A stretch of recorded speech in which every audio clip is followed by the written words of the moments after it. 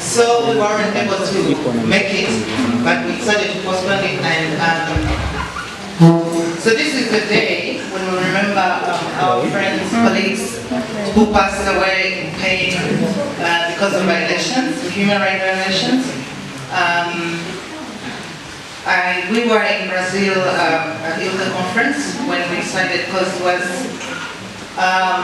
there's a transgender woman who fought for the rights of transgender women of color in the US, in New York. She remembers, she's always remembered on the day when she was murdered, actually, because she was there. One of the activists, the leading activists, who came out openly to claim for space of transgender women of color, and we decided when she died, we decided that the day when she died is when we do the remembrance of transgender people around the world, because we found out that many people these days, there are a lot of cases, of trans people being murdered, being violated, like I myself. I won't say that, but I'll share my story, a little bit of my story. It's because of our parents who reject us at an early age. I remember I was born in a family of 7, and I was the only boy. So I grew up with my sisters, and I used to like putting on their dresses. I like to play with dolls. In school, I had issues. Actually, even my dad knew I played with girls. So as time went on, when I grew up, but in my teens, I felt more like a woman. So I changed my dress code, and my dad rejected me. Actually, so people began insulting my dad and telling him how can you think that one is I'm not comfortable, I can never get grandchildren. So my dad rejected me, but it's good because in the neighborhood I made friendship with my friends who were studying in Kampala.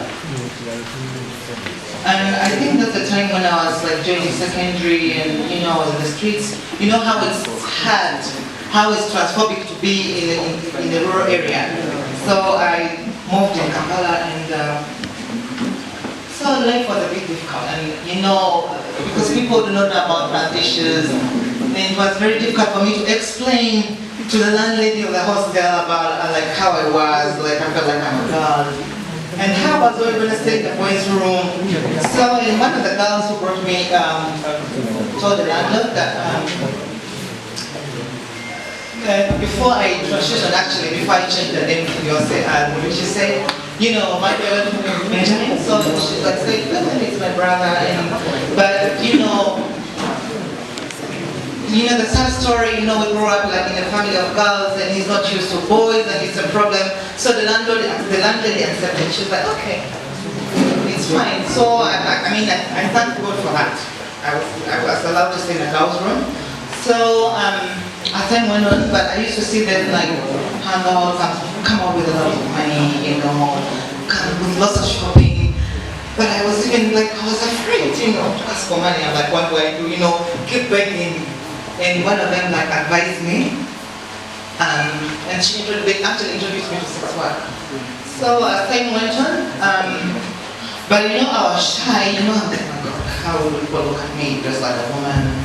With makeup and also that. It was hard even, to negotiate with clients.